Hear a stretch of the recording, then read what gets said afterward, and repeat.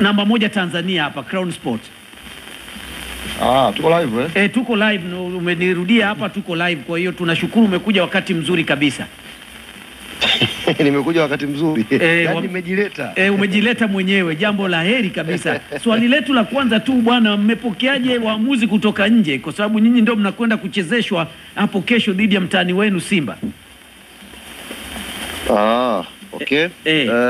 Kwanza kama club ni kiri kwamba we are not aware kwenye decision hii ambayo imefanyika, na kwa kuwa kanuni zinatuelekeza vilabu kama tukiwa tuna shida yoyote na waamuzi ni kuwasilisha kwa maandishi kwa TFF, basi uongozi wa Club Young Africans utawasilisha hayo maoni, mapendekezo, kama kuna malalamiko kwa njia ya maandishi kwa TFF. Kauli inatubana kidogo kuyawasilisha hayo kwenye vyombo vya habari, lakini taarifa hiyo tumeiona kama ambavyo nyinyi mmeiona pia kwenye mitandao ya kijamii, na uongozi utaketi chini kushughulikia hilo jambo.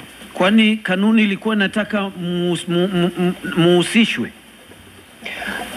Hapana, kwa sababu ni jambo ambalo limekuwa jipya kidogo. Kwa hiyo nafikiri ndio wanasema tupo kwenye hiyo discussion ya kuona namna gani tunaweza kuwasiliana na TFF kwenye hili jambo jipya. Kwa nafikiri labda palikuwa pana room pia ya vilabu kushirikishwa kwenye hilo, kuweza kufahamu, kwa sababu yako mambo ambayo yanatakiwa yatazamwe kwa kina kwenye hilo jambo. Kwa hiyo tutawasilisha kwa maandishi kwa TFF hayo mambo ambayo tunaamini yanatakiwa yatazamwe. Mtawasilisha kabla ya mechi yenyewe kuchezwa bila shaka?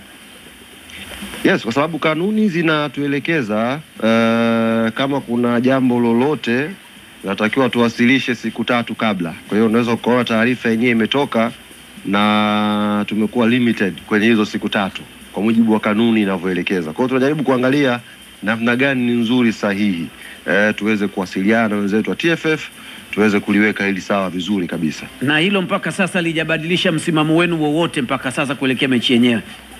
No, hakuna ambacho kimebadilika, lakini kama club, kama taasisi ni lazima pia tupate kuelewa kila kitu kwa mapana yake.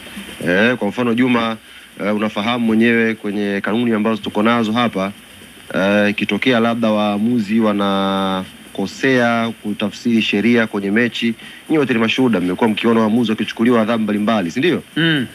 Sasa kwa mwamuzi kama huyu tunataka tujue pia kama inakata cross, kwamba ikitokea amechezesha au ametafsiri vibaya kanuni, labda kuna kanuni ambazo zitakata cross mpaka huko Egypt, kwa hiyo anaweza kuchukuliwa adhabu. Kwa hiyo kuna mambo mengi ambayo tunataka tuyapitie kwa pamoja, na lengo ni kupata kitu kizuri. Kwa hiyo uongozi unaketi chini na utafanya hilo jambo kwa TFF inshallah. Na wakati mnafikiria hayo yote, mmekuja na hoja nzuri sana, mjue ikitokea hivi inakuaje, lakini hili tu la kwanza la hatua hii ya kuwaleta kutoka nje, watu wengi wamekuwa kilipigia kelele, ni kama sasa soka linaanza kukua, tunatibu soka linakwenda vizuri. Mimi sipo kwenye position ya kusemea watu wote. Mimi nipo kwenye position ya kuisemea Club ya Young African Sports Club, na ninachokuambia ni mwongozo ambao unaupata kutoka kwenye ofisi ya mtendaji mkuu baada ya kuuliza waandishi wanataka taarifa hii, na upige simu kupata taarifa na mimi nakuja kuwajuza. Kwa hiyo mimi sisemei umma unavyopiga kelele. Mimi nasemea maoni, mawazo na miongozo ambayo inatoka kwenye ofisi ya mtendaji mkuu wa Club Young African Sports Club. Kwa hiyo hamjafurahia wala mko katikati? Umesema? Mko katikati maamuzi yaliyofanywa na bodi kuleta waamuzi kutoka nje? Nafikiri mimi hatujazungumza swala la furaha kutokuwa na furaha.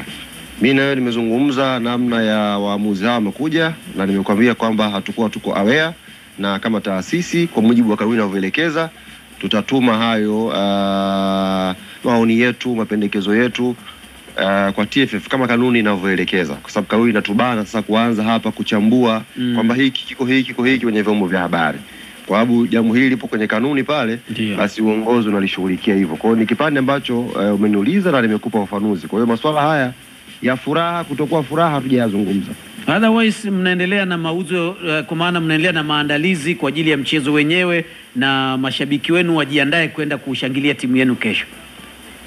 Kabisa, mauzo yanakwenda vizuri, na tumeona mwitikio mkubwa sana kwa mashabiki wetu wakihamasika kwenda kununua tiketi kwa ajili ya mchezo huu, na hiyo hamasa inarudi moja kwa moja kwa wachezaji kwa sababu wanasoma kwenye mitandao, na naamini watakwenda kuipambania nembo ya klabu yetu pata matokeo mazuri inshallah.